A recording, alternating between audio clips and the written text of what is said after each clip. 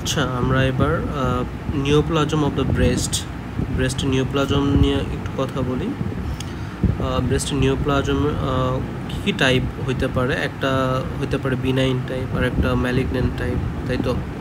Benign type কোথা থেকে benign type হইতে পারে? একটা হচ্ছে এপিথেলিয়াল ব্রেস্টের সেল, যে এপিথেলিয়াম থেকে হতে পারে, একটা কানেকটিভ টিস্যু থেকে হতে পারে, এবং স্ট্রোমা থেকে তো আর হবে না। এপিথেলিয়ালের মধ্যে আর কি স্ট্রোমাটা থাকবে। ওকে, ইপিথেলিয়াল, কানেকটিভ টিস্যু এবং মিক্সড হতে পারে। ইপিথেলিয়াল থেকে কী হতে পারে? অ্যাডেনোমা, যেটা গ্ল্যান্ডুলার, বা আমরা বলতে পারি যে স্ট্রোমা যে পার্টটা আছে সেখান থেকে অ্যাডেনোমা অথবা ডাকটাল প্যাপিলোমা হতে পারে। এবং কানেকটিভ টিস্যু থেকে কী অরিজিন হয়? কানেকটিভ টিস্যু ফাইব্রাস টিস্যু থাকবে, ফাইব্রোমা, এবং ফ্যাটি টিস্যু থাকবে, লাইপোমা থাকবে। এবং এটা মিক্সড হতে পারে, যেমন ফাইব্রো অ্যাডেনোমা, যেটা বোথ ইপিথেলিয়াল কানেকটিভ টিস্যু থেকে হয়ে থাকে, এবং ফাইলোডাস টিউমার। এবং ম্যালিগন্যান্টের কী টাইপ? ম্যালিগন্যান্ট টু টাইপস, একটা প্রাইমারি আর একটা সেকেন্ডারি। প্রাইমারিটা কী টাইপ? প্রাইমারিটা তো ব্রেস্ট সেল থেকেই আসবে। ব্রেস্ট সেলের মধ্যে কী আছে? একটা হচ্ছে ইপিথেলিয়াল আর একটা কানেকটিভ টিস্যু। ইপিথেলিয়ালের মধ্যে দুইটা আছে, একটা হচ্ছে ডাকটাল আর একটা হচ্ছে লোবিউলার মায়োএপিথেলিয়াল সেল। ওকে, অথবা সেক্রেটরি এপিথেলিয়াল সেল। এখন ডাকটে যে সেখানে দুই ধরনের হতে পারে, একটা ইনসিটু হতে পারে আর একটা হচ্ছে ইনভেসিভ কার্সিনোমা হতে পারে। এখন এই যে ডাকটাল কার্সিনোমা, এটাই ব্রেস্টে 90% হয়ে থাকে, 90% কার্সিনোমাগুলো হয়ে থাকে ডাকটাল, এবং এটা ইনভেসিভ আবার 90%, এবং এরা প্রচুর খুব ফাস্টলি তারা ইনভেসিভ করে। And lobular same, in situ and invasive. এবং কানেকটিভ টিস্যু থেকে কী হয়? ফাইব্রোমা, সেখান থেকে ফাইব্রোসার্কোমা, ক্যান্সার টিস্যু, ক্যান্সার আর কি, ম্যালিগন্যান্ট।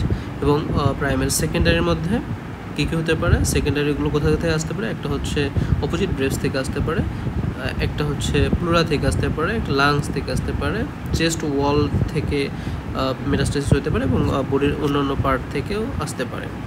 এখন ফাইব্রো অ্যাডেনোমাটা কি আসলে? ফাইব্রো অ্যাডেনোমাটা আমরা একটু আগে পড়লাম যে এটা ইপিথেলিয়াল এবং কানেকটিভ টিস্যু দুইটা থেকে এসছে, ফাইব্রোমা অ্যান্ড অ্যাডেনোমা, বোথ এসে fibro adenoma.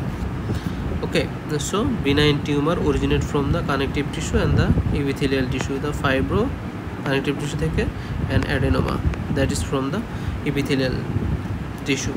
And what are the type of the fibroadenoma? Fibroadenoma can be soft and can be hard. Fibroadenoma যদি soft হয়ে থাকে তাহলে most of the part of the fibroadenoma is from the cellular part, the epithelial থেকে originate করছে। এবং যদি এটা hard হয়ে থাকে fibroadenoma, that is from the fibrous tissue, এবং that is from the connective tissue originate.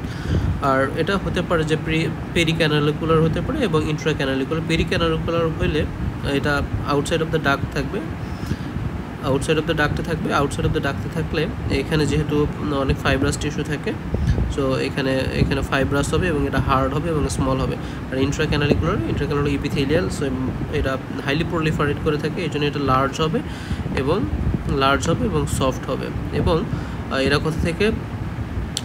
এরা mostly cellular, inside of the duct. এবং ফাইব্রোঅ্যাডেনোমার ফিচার্সটা কি আসলে? ফিচার্সটা হচ্ছে ফাইব্রোঅ্যাডেনোমা নর্মালি অরিজিনেট করে থাকে আপার আউটার কোয়াড্রেন্টে। এবং এরা কেমন হবে?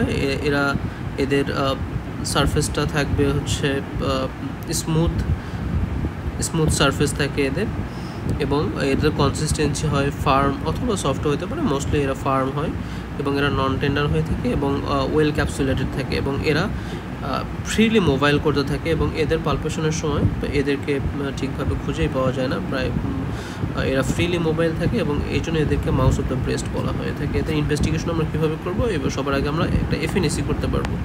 যখন আমরা সাসপেক্ট করবো ফাইব্রোঅ্যাডেনোমা, দেন সবার আগে আমরা এফএনএসি করব। এফএনএসি করার পরে আমরা ম্যামোগ্রাফি করব, দেন আলট্রাসোনোগ্রাফি অ্যান্ড দ্য এমআরআই আমরা করতে পারি স্টেজিং দেখার জন্য পরবর্তীতে।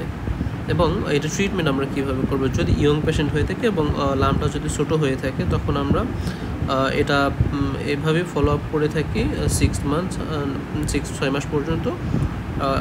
at interval of the 6 months and with the আলট্রাসোনোগ্রাফের মাধ্যমে আমরা এটা ফলো আপ করবো। এবং আমরা সার্জারি কখন করব? যদি লামটা 3 সেন্টিমিটার থেকে বড় হয়ে থাকে এবং এটা যদি রিকারেন্স করে থাকে এবং লামটা যদি মাল্টিপল হয়ে থাকে অ্যান্ড এবং যদি পেশেন্ট ওপর সার্জারি করতে চায়, যদি কসমেটিক্যালি প্রিফারেবল, তখন আমরা কি ইনসেশন দিতে পারি? একটা সার্কাম অ্যারিওলার অথবা সাবম্যামারি ইনসেশন, যাতে আমাদের বোঝা না যায়।